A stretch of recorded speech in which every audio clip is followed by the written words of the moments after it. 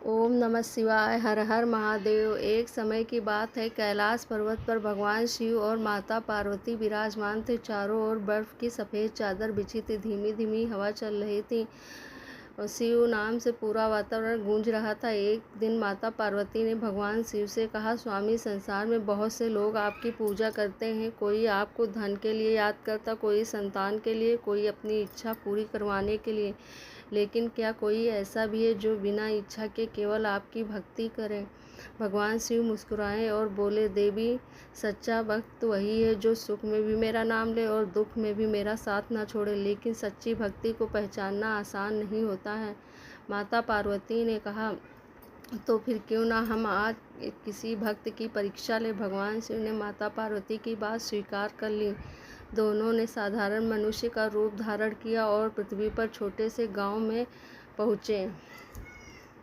उस गांव में एक गरीब किसान था। उसके पास बहुत कम ज़मीन थी। घर भी मिट्टी का था। परिवार बहुत मुश्किलों से अपना जीवन चला रहा था। लेकिन वह किसान भगवान शिव का बहुत बड़ा भक्त था। हर सुबह वह सबसे पहले अपने घर के पास बने छोटे से शिवलिंग पर जल चढ़ा रहा था और कहता कि हे भोलेनाथ, मेरे पास आपको देने के लिए कुछ नहीं है, बस मेरा सच्चा प्रेम स्वीकार कर लेना। एक दिन गाँव में बहुत तेज़ बारिश हुई। किसान की पूरी फसल खराब हो गई। घर में खाने तक का अनाज नहीं बचा। उसकी पत्नी ने दुखी होकर कहा, अब हमारे पास कुछ भी नहीं है। आप रोज़ शिव जी की पूजा करते हो, फिर भी हमारी परेशानी कम क्यों नहीं होती है? किसान मुस्कुराया और बोला, भोलेनाथ मुझे सुख दे या दुख दे, मैं उसका नाम लेना नहीं छोड़ सकता।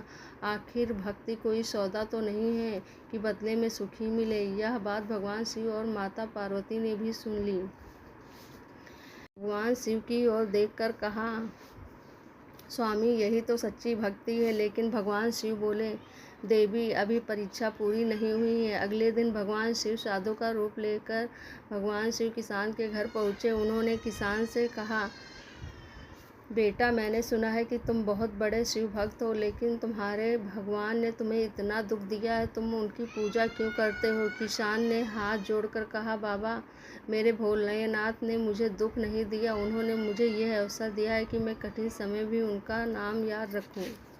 साधु ने फिर कहा, अगर मैं तुम्हें इतना धन दे दूं कि तुम्हें जीवन भर कोई परेशानी ना हो, तो क्या तुम शिव जी की पूजा छोड़ दोगे? किसान हंसते हुए बोला, बाबा, धन मिल जाए तो मैं अपने परिवार का पालन करूंगा, लेकिन शिव जी को कैसे छोड़ सकता हूँ? धन मेरा हो सकता है, पर मेरे भोलेनाथ मेरे प्राण हैं। यह सुनकर साधु के चेहरे पर मुस्कान आ गई। तभी वहाँ तेज प्रकाश फैल गया। किसान ने आंखें खोली तो उसके सामने स्वयं भगवान शिव और माता पार्वती खड़ी थी। किसान यह देखकर भावुक हो गया और उनके पैरों में गिर पड़ा।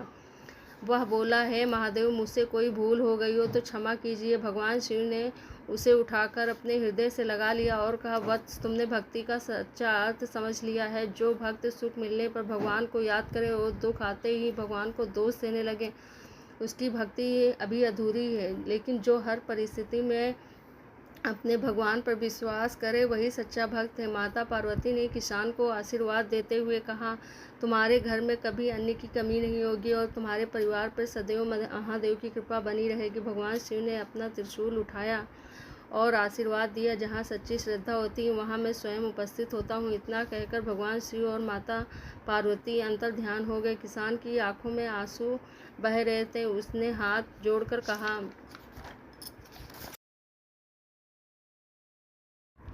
भोलेनाथ, मुझे धन नहीं चाहिए, मुझे बस इतनी शक्ति देना कि मेरा विश्वास कभी कमज़ोर न हो। और कहते हैं कि उस दिन के बाद किसान के घर में सुख समृद्धि आने लगी। लेकिन उसने कभी भी अपनी भक्ति का अभिमान नहीं किया। वह रोज़ उसी तरह शिवलिंग पर जल चढ़ा रहा था और कहता, हे महादेव, आपने मुझे सब कुछ दिया और मेरे जीवन की हर सांस आपके नाम है।